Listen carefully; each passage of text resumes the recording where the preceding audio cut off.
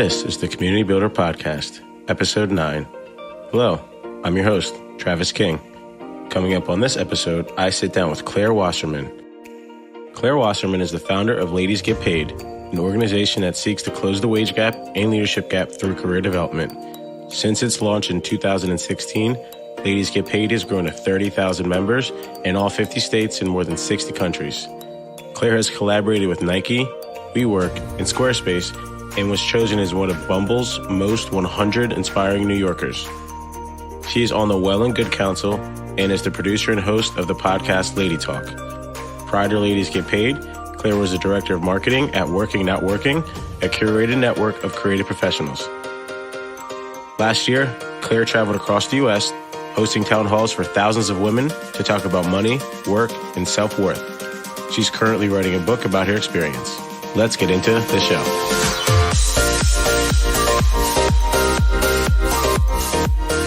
How's everything? What have you been up to? I feel like last time we talked, you were getting ready for your Nike event with Maria Sharapova. And then, I feel like it's been forever. Yeah, no, it's funny with running a company, it feels like time moves either very slowly or extremely fast. At the same, it feels like things are taking forever. But then when I look back in the last couple of weeks, it's like, damn, we did a lot. So we spent some time in LA because we have a partnership with Mayor Garcetti, who has this new program that he's just launched to help women in STEM. And so we're organizing a couple of workshops, largely about how women can activate their network. So how do you kind of look at reframe network? This is actually a good conversation for us to have since you work at Meetup. But how can you rethink networking as something that's not awkward or sleazy? Amass a large network. Well, how do you leverage them for opportunities? How do you ask them for help in a way, I guess, that doesn't feel like a favor? So we'll be leading some classes around that. So I flew out there and I was part of their kickoff event. So I think that's the most major thing we've done recently. I know we have a conference that we just announced. It's happening on December 8th in New York for 500 women. So I've been pretty heads down on that. I'm already looking forward to January and getting this over with.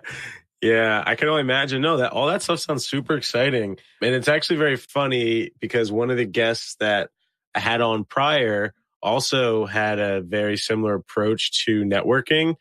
He calls it content-based networking. So I guess think of exactly what you're doing. You're sparking relationships and creating content or, doing some sort of event or submersive experience with some guest of some sort. And hopefully you're building these relationships with people that you want to add value to potentially work together in the future on something. Yeah, totally. Cool. I am not 100% sure. I did get a chance to send over kind of like a quick outline and some ideas for you. Yep. I got it right here. Okay, cool. I guess if you wouldn't mind sharing with everyone what kind of how Ladies Get Paid started, what's the story, and then kind of if you could bring us up to speed to what you're currently working on or some of the things that you think women listeners would really find impactful from your story. Sure. Yeah. So whenever I'm asked to tell the Ladies Get Paid story from the beginning, I always ask first, how much time do you have? Because you don't just begin something when you say you're going to begin something. Things have been happening throughout your whole life, really, that end up kind of being the building blocks for what you're able to then build upon, both experiences you have and skills that you've gained. And so, at the point that I decided to actually create something like Ladies Get Paid, in a way, I'd already been kind of doing it all along, which was I was constantly hosting events for not just women, but for people to talk about their careers. I had been working, my two jobs prior to Ladies Get Paid were in the recruitment field. I worked for companies that helped connect people in visual communications for work. And I was particularly interested in why would somebody say yes to a job and why would they end up leaving a job? And in large part, it was not really what they were actually doing at the company. It was more the company itself. So, were they in an environment where they could thrive? Were they in an environment that supported them, that helped them grow?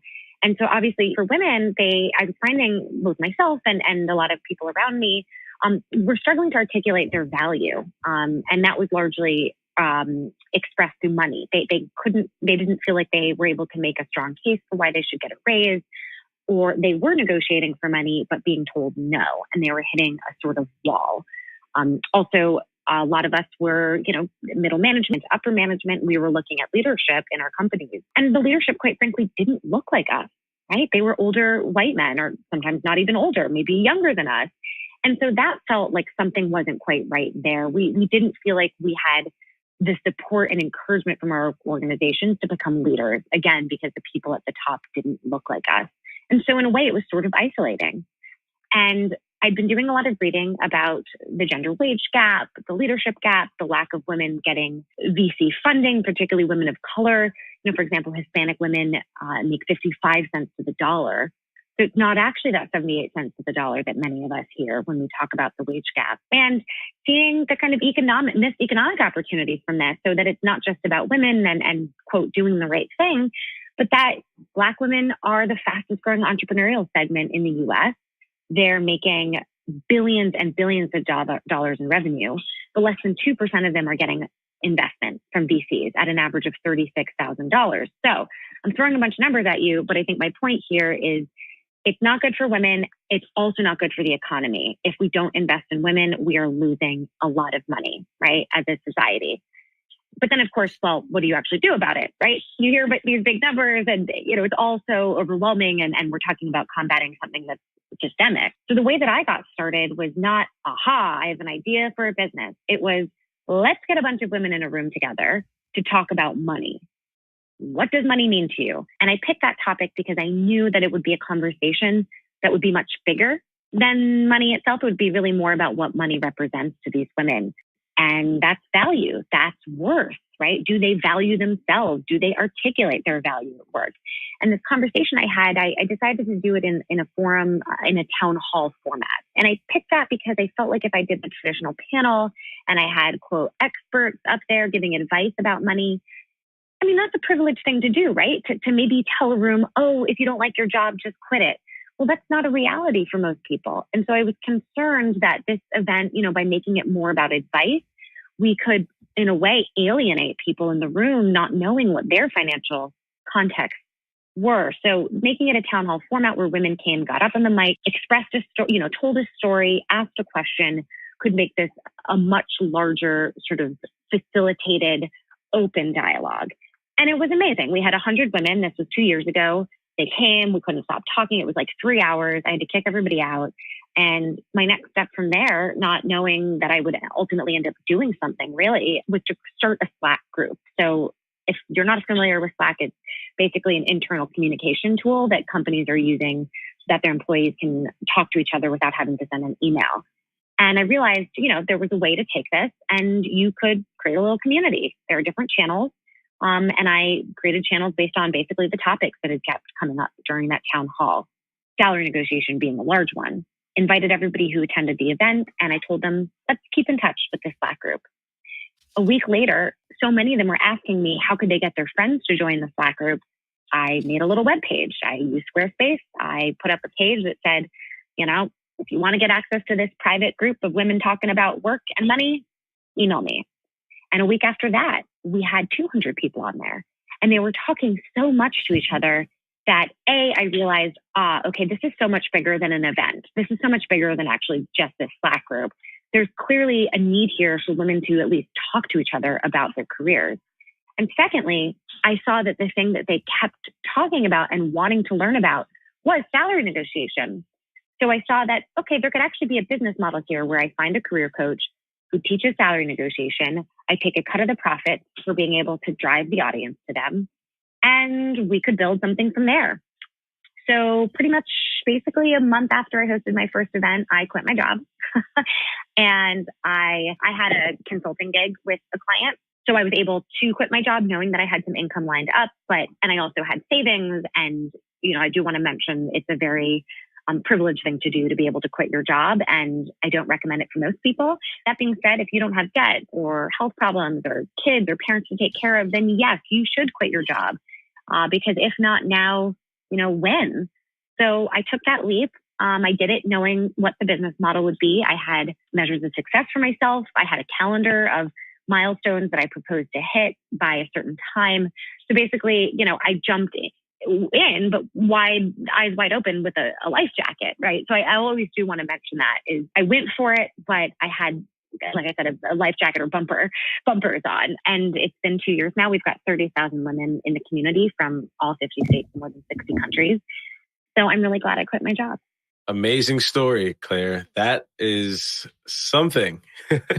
Really impressive too. And one thing that I'm very curious about is like when you first got started with it, right? Like, did you expect it to become like what it's, transformed into? Like, what were your expectations when you first got started?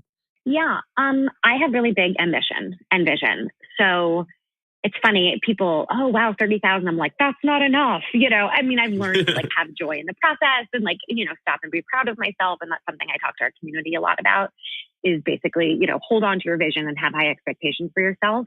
But you need to constantly stop and say, you're doing a great job. You can't always be trying to like catch up to your vision. And that's when you decide you're successful because the goalposts will always keep moving. That being said, I saw what this could be from the minute I decided to quit my job. I thought this could be a huge network of women giving each other career support online. We could do really big conferences that are basically, no bullshit discussions on navigating gender power dynamics. And that I would eventually like to maybe turn Slack into our own proprietary network, again, crowdsourcing career advice for women. I don't see that existing anywhere. And so what I set out to do, I have created with the exception of that online network. That's something that I'm working towards and maybe for the first time would actually like to raise a little bit of money for so we can build something that is not Slack, but really is our own sort of home, our ladies get paid home.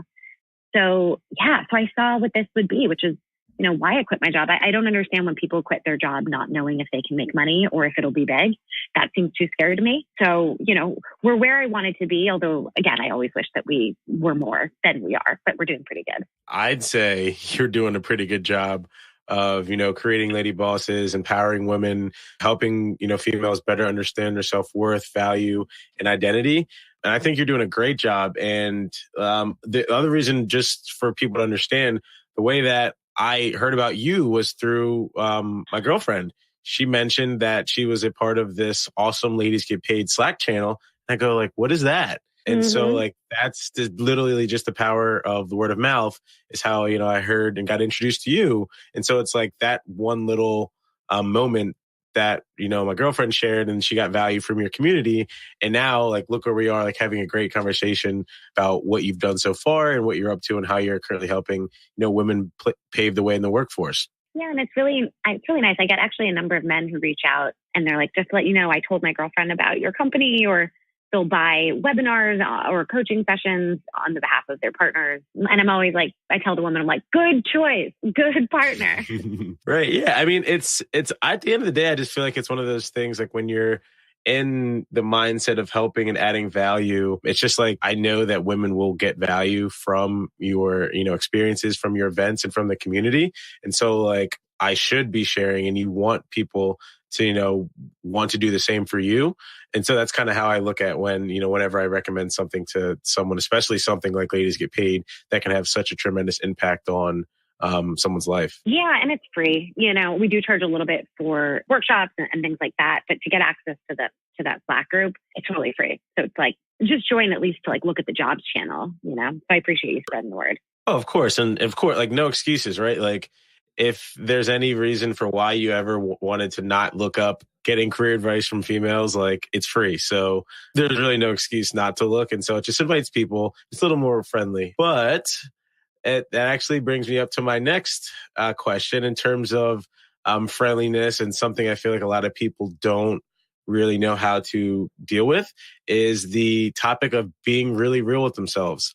I forget what interview it was that I was listening to of yours, but one of the things that you mentioned was how you had to become really real with yourself when you were first getting started. And I guess, could you tell us a little bit about that time and also like some tricks that, other women can use when really being introspective and like actually taking a hard and close look at who they are? Yeah, totally. So I should mention, I tried to do 2 companies before Ladies Get Paid and I failed miserably. No, I shouldn't say I failed because I failed. Okay.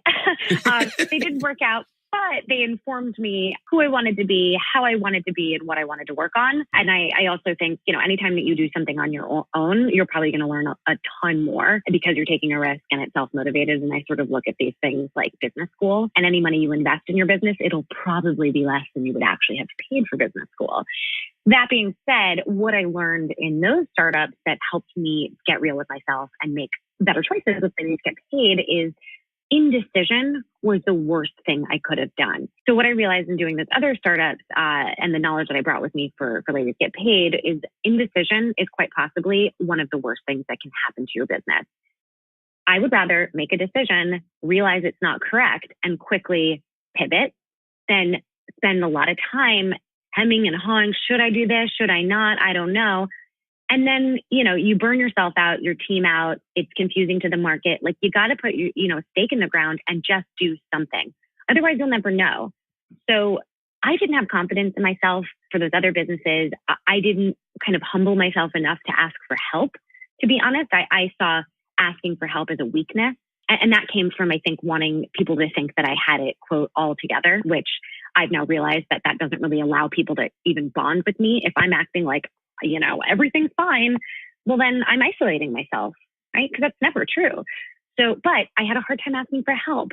And so when I was kind of floundering with making decisions, particularly around the business model, I ended up just shutting it down. I wasted too much time and ran out of runway before I even really got started, kind of like a failure to launch.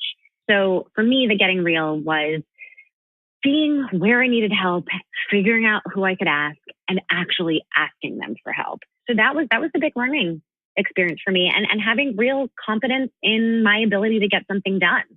I think a lot of the things that I was doing, actually, I was giving away to other people. I would have an idea and I would immediately find somebody and I'd say, hey, come on board. You should do this with me. But then I realized I actually could have done it myself and it would have been better, and I was I was giving away too much of the things that I really should have been doing. I think largely because I didn't have faith that I could do it. And I also wanted to move so quickly. So those are the two big learnings that I had was make a decision, and be very careful before you give away something. Dig deep and see if it is actually something that you could do and do really well.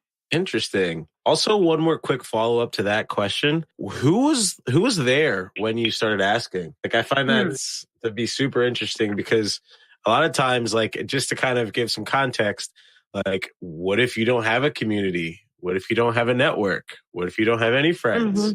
Like, who was there for you when you had to make that, vulnerable decision to, like, ask someone that you didn't know or might not be 100% sure they would actually show up and be there for you? Totally. Well, in terms of not having friends, that's really sad. So I hope that as somebody is not looking at that and being like, yeah, well, good. That's why you join meetups. That's why you join Ladies Get Paid. So many networking events, experiences out there. It starts with one person. And, there was a person in my life, I call him a portal person. This is basically a person who is incredibly well networked himself. So I would say anybody listening, think about who in your network is a person who kind of seems to know everybody, who in a way sits at the intersection of a lot of different people and industries and things like that. They're your first line of defense. They're the person you go to and you be very explicit with them about a thing that you're trying to solve. Not all of your problems, challenges, whatever, that's too overwhelming. And unless they're your coach, then you're paying them. You probably want to go to them and ask for one thing. Now, you ask them, is there anybody in your network that you think could be helpful in this and that you think I could bring value to? In the Ladies Get Paid community, these women understand that the more you give, the more you get. So you can't just be a taker and ask for help without also offering yourself to be of service to them. And you may be thinking, well, I don't know how I can be helpful to them. That's fine. Just ask them. Let me know if I can be helpful to you, right? So always remember that you can just ask them for ways that you can best support them. And listen, maybe it's, hey, can you spread the word about Ladies Get Paid? And that's simple for you to do. And that's helpful to them. So go to that one person and ask them if they know anybody who can answer that one question. So start there. That's valuable. I think that's such a simple, thing that anybody can take away and do. And just realize, it's as simple as going to LinkedIn, seeing who you're connected with, and then go seeing who has the most connections and literally starting there. I feel it's like such a very but always actionable offering piece to of support. advice. Exactly. But always offering to support. I can't tell you, it bothers me to no end when people reach out and first they ask for something really big, like, can we meet up? And I don't really, here are my pet peeves that if you all can listen up carefully, this is like, networking 101. And I guarantee you, if you follow this, you will build amazing professional relationships that you can leverage for more opportunities. So here's what I don't like.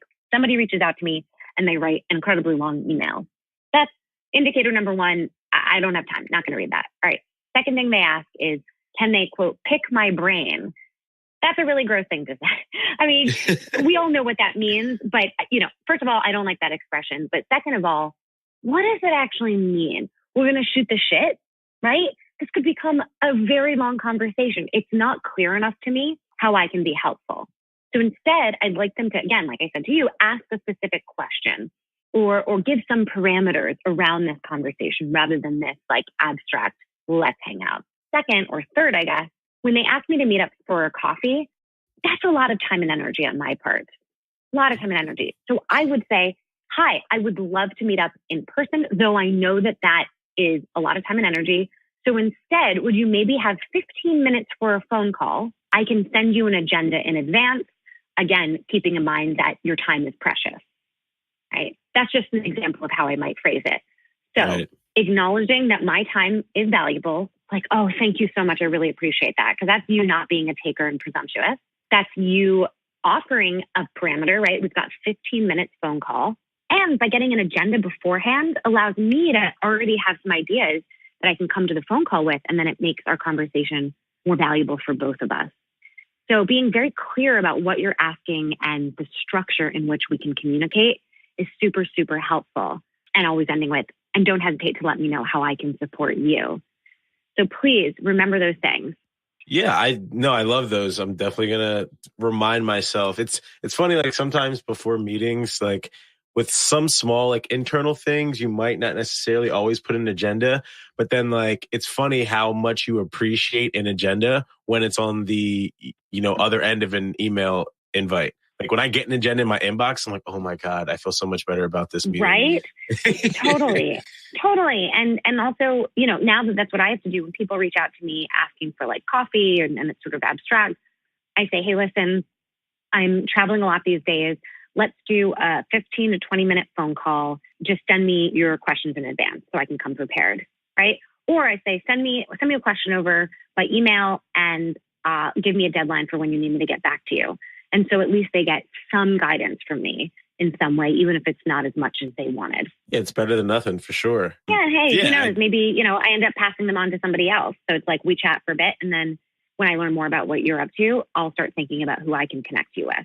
Right. And I think that's like such another important aspect of the community.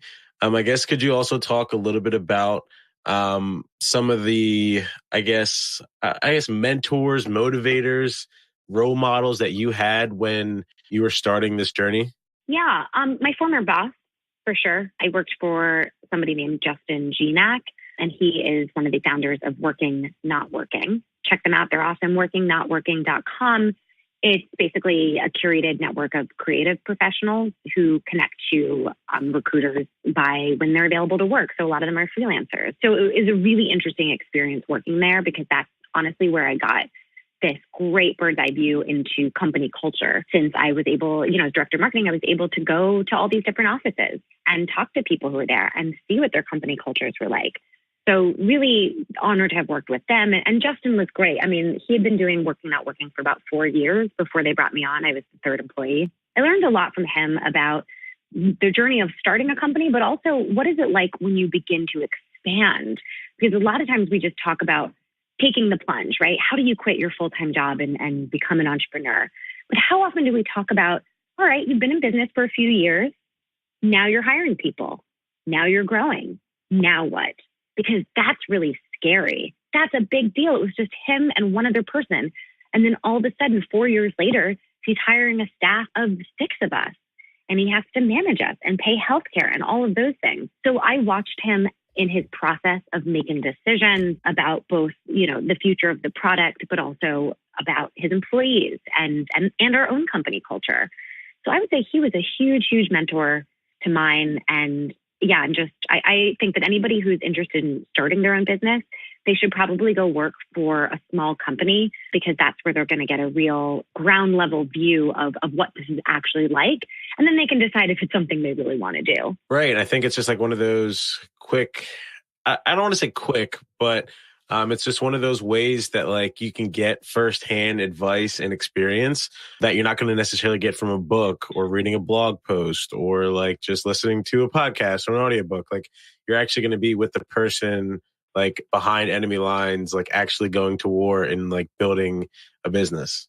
Yeah. And so, yes, anybody listening who wants to create a business, don't do it yet. If go find a small business or startup to work with first. First of all, you're going to get paid, which is awesome. You're going to get paid to learn. And it's not on you. It's not like when you go to sleep, the success of the company is riding solely on your shoulders as it is when it's your own business. So what's great about working with Working Not Working is, I was part of startup culture. I got to see how it was done, but I had a paycheck, right? I had a steady paycheck. And I wasn't the person who was going to sleep at night wondering how the bills were going to get paid. I really recommend a small business or startup as your stopgap to actually taking the leap on your own. Yeah, no, I think that's a really good piece of advice that I think a lot of younger people should definitely take into consideration, especially with now there's this like, I don't know if it's like a surge of entrepreneurship. I felt it at once in my life as well. Still feel it actually. But like you just feel this sense of like, you see there's so many people that are entrepreneurs and doing all these different things. But like at the end of the day, if you don't know where you're going or don't have, any self-awareness and you're just going on this journey without any direction or guidance, it's going to be a rude awakening when you actually hit the bottom where you don't know exactly how low that's going to actually be. Yeah. And again, would you rather learn on your own, meaning you're paying for yourself to live and learn, or can you work for somebody else where they pay you to learn? Totally. It's just like so practical, super practical. Awesome. So another interesting thing that I find about Ladies Get Paid is that like you took it from zero to now, you mentioned 30,000 women across in all 50 states and like over 60 countries, which is insane. Yeah. But I guess, could you talk through some of the different growth stages? Because you mentioned earlier as well about the, hiring and growth and staff and expansion. I'm curious to see like, what were some of your most interesting stages, right? Like what was like 100 to 1,000 community members like? And then like on the flip side, like what's it look like now that you're over 30,000 strong? Yeah. So I look at the company as there was the first 7 months and then there was everything after. So the first 7 months I was doing Ladies Get Paid by myself. I started it. I figured out the business model. I found a bunch of career coaches and would schedule them to teach workshops. And then I would promote them and get people to show up. And I hosted events on my own, these town halls, exploring different challenges women were facing at work. And it was working. We were getting lots of women to sign up, building some brand awareness. It was awesome. And then I sort of looked at the business and my own skills. And I had this realization that what I'm very good at is starting something, but not necessarily growing it. And that I had a business model, yes, but there were more revenue streams to be made. There were, ways to maximize it. And I couldn't really figure it out. So I knew I was on the right path, but I needed somebody almost to like illuminate the path a little bit more so I could get there quicker. And that's when I realized I got to find a partner. I really do. And fortunately, there was a woman who was coming to a lot of events. In a way, she sort of already was working with me on behalf of Ladies Get Paid. She would email people. She would show up early to events. She got her company, the company she was working at the time, she got them to have a meeting with me to talk about doing workshops for their staff. So it was kind of a no-brainer when I realized I needed to partner with somebody. She was there all along. And she was head of business development at Vimeo. So all she was doing was making business deals. She also worked in a tech product. And I knew that eventually I wanted to turn Slack into some kind of proprietary tech platform. So it was actually really easy to make the decision to work with somebody because she was there and she was such the right choice. And so bringing her on board 7 months in, that's when the company shifted. In a way, it went from being a project to being an actual company, to being an actual business. And a big decision that we made that also changed the business was creating a toolkit, creating an ambassador program. Since I'd been doing all the events by myself in New York, we decided to teach women in other cities how they could run Ladies Get Paid events and created branding for them and figured out, how do they have communities in their city that then taps into our larger community, right? What's the benefit for them? And began to develop this. And as I developed it, I realized, you know what, I should probably fly out and host the first event with these women who were just getting started. And so it was at that point that I began to visit these cities, hosting events with them, that we really skyrocketed. Because I went to 18 cities and every city had 100 to 150 people sign up for those events. So in the span of 6 months, we were growing really fast because of that work I was doing. And then those cities would continue to do events. They, every month they were doing events so that the momentum just picked up. And I think anybody will find that the beginning is sometimes the hardest part, getting started. And then, you throw people, it's like a domino chain, right? So you set up the dominoes, and that's what we did in the first 7 months, and then probably a few months after. Set up the dominoes, and then I hit off the first domino, and then there was that effect. And so at some point, it just began to snowball because we had set up all of those toolkits and had these evangelists in 18 cities. I mean, at this point, we've got about 70 women who are working as ambassadors. And I should mention, it is a profit share. We make sure that out of ticket sales, they're taking a cut. And if they're teaching classes, they take a bigger cut. So that was the game changer. And then at that point, we started to make deals with brands, companies who want to promote their product to our community, companies who want to partner with us so I come in and teach, and want to demonstrate good faith to their female employees that they support them, right? And so when those companies, those brands started to promote themselves through us, it was also vice versa. They were promoting Ladies Get Paid. And so having major brands now like Nike do things with us, people hear about us because of Nike. So like I said, hardest part getting started, game changer was 7 to 10 months into this with those ambassador programs. That's brilliant. That's such a very, very smart way to scale.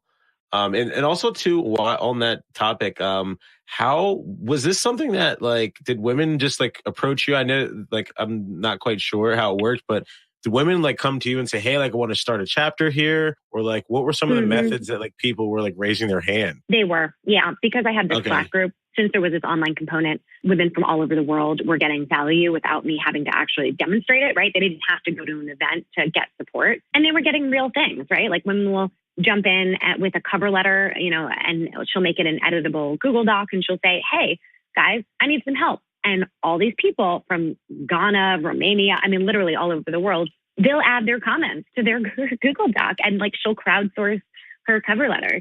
And so when women were getting that kind of value, it made them say, hey, can we do stuff here? And they would also be seeing photographs. Every month I was putting on 100-person town halls with beautiful photographs. And it was like, well, I want you to come to Burlington, Vermont. What do I need to do? And that's when I said, get 4 women together. Here's the toolkit. And by the way, for anybody out there who is trying to figure out how to market their company or product, especially if you do in-person events, the best advice I can give you is to research politics, actually, campaigning, grassroots organizing. How do people get out the vote, right? If you are spreading the word about a candidate and you want people to vote for them, look at all the ways that political campaigns run. They are doing amazing jobs marketing, right? Door to door. They sell signs. They have a toolkit. They have campaign managers, right? So I didn't explicitly research political grassroots organizing as I created my own toolkit. But now that I've done that, I've become more involved civically, it's very clear that actually what I was creating was grassroots politics campaigns.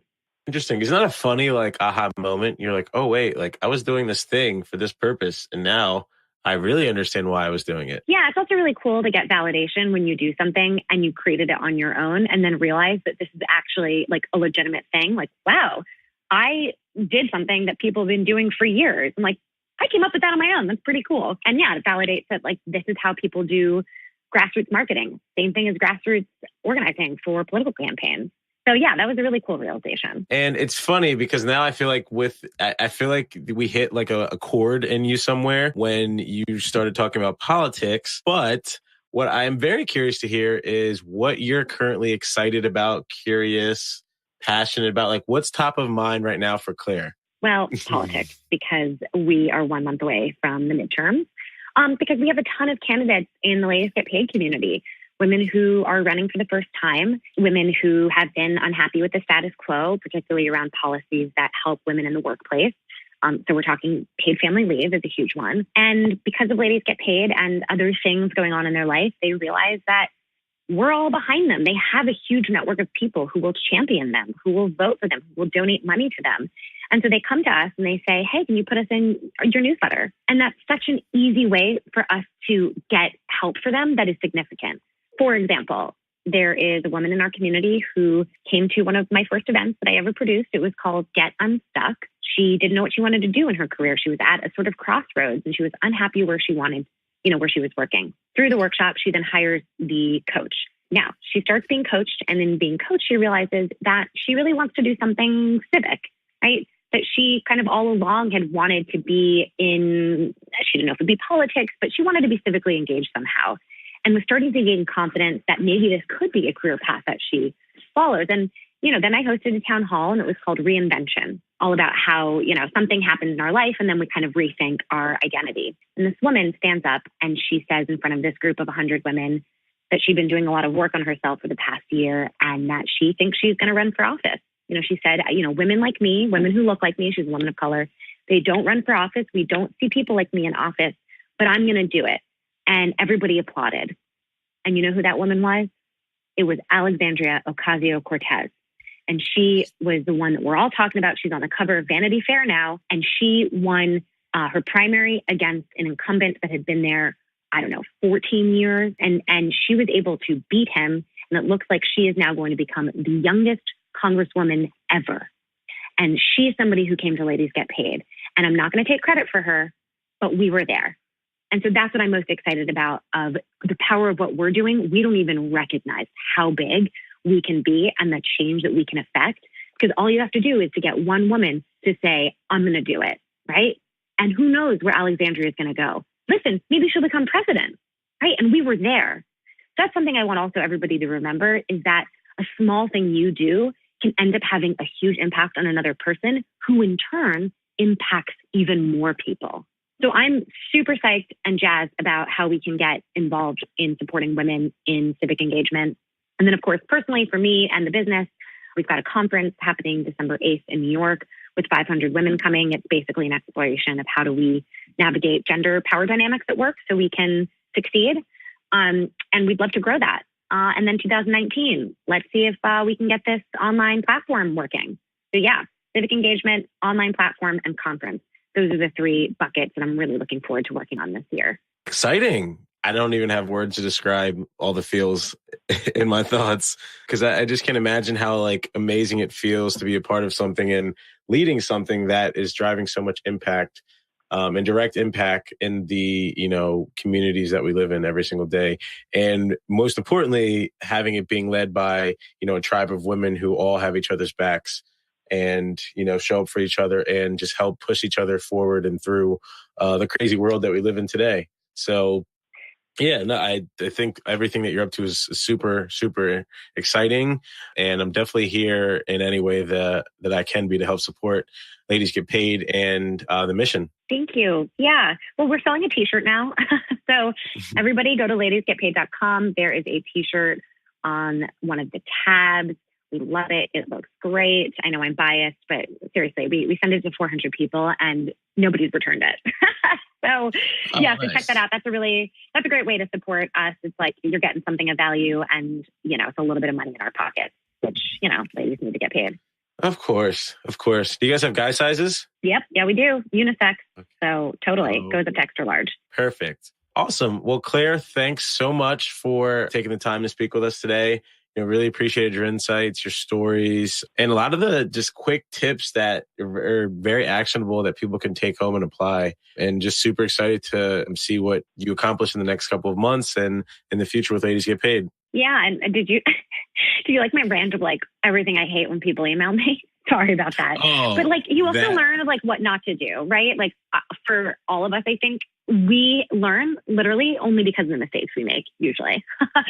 Not the positive stuff. It's oh shit, I shouldn't have done that. Okay, now I learn for the future. So, I've watched that in my inbox. I'm I can't wait to tell people how they can rethink doing this, because it's so easy to get my attention. And it's also so easy for me not to respond to your email. So I highly recommend following those tips. But yeah, thanks for letting me rant. Oh, no, I think those tips were awesome. And I'm one for those because like I write a lot of emails, right? Like, so I always think like in my interactions with someone, how do I not seem like I'm trying to repeat the same things, even though we both want one thing to happen?